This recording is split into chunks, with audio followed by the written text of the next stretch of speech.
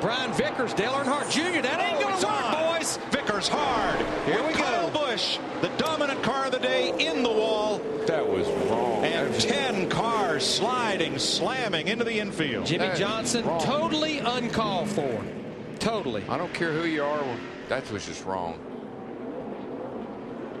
Caution is out. McMurray was a contender. He's all torn up. And the dominant car of the day, that of Ku.Busch, is a victim of this pileup. All right, there's Brian Vickers. There's Dale Earnhardt Jr. in the 88 right up there at the front on the inside. Coming off 2 down the back straightaway. Jr. gets a good run. Vickers puts a little block on him. And then you be the judge. Let's reiterate the rule. You are not allowed to advance your position below the yellow line. If you are forced below the yellow line, you must come back up and blend in.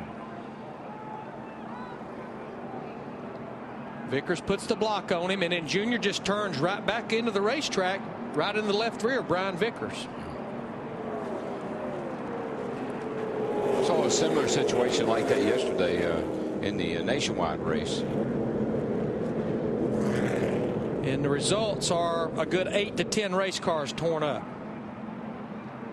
Now Vickers makes a legal move coming down to block Dale Jr. But instead of blending in, Jr. caught the back end of Vickers' Toyota.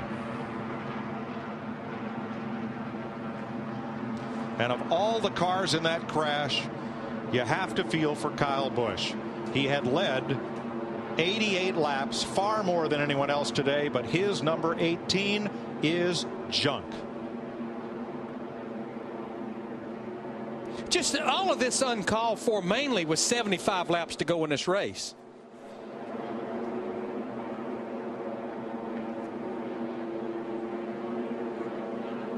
Let's ride with Junior. To push you. On the bottom, 3 wide.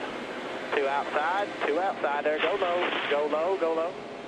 There you go. Good job. And I guess, Darrell, what I would say, putting a block like that on someone with 75 laps to go, I don't know that I agree with that, but then I don't agree with a car just turning off the below the line, just turning in the left rear of another car. No, that's the thing I didn't like. I mean, yeah, Vickers put a big move on Dale Jr. and that's legal. You can do that, and that's why we have a double yellow line back there.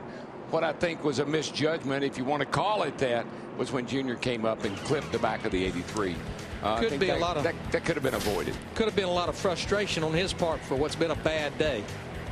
You know, some guys having some bad days and not doing their best out there just made their bad day our bad day, and you know, we had a problem. So it's just a shame. You know, that M&M's Toyota was so strong today and led all those laps and was running up front. Just playing with my teammate there and had a great time. Just unfortunate that you know, 2 guys got together that were a lap down that were fighting over nothing.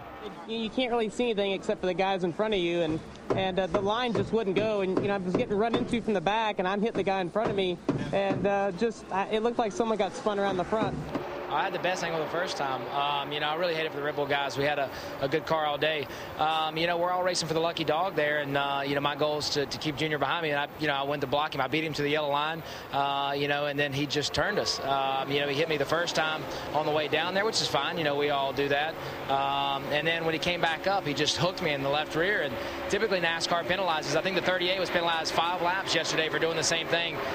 You know, I guess they're not going to penalize him for it, but it's kind of sad. I mean, you know, to wreck somebody intentionally like that in front of the entire field is really kind of dangerous. I mean, that's my biggest problem with it. But apparently he wanted a caution pretty bad.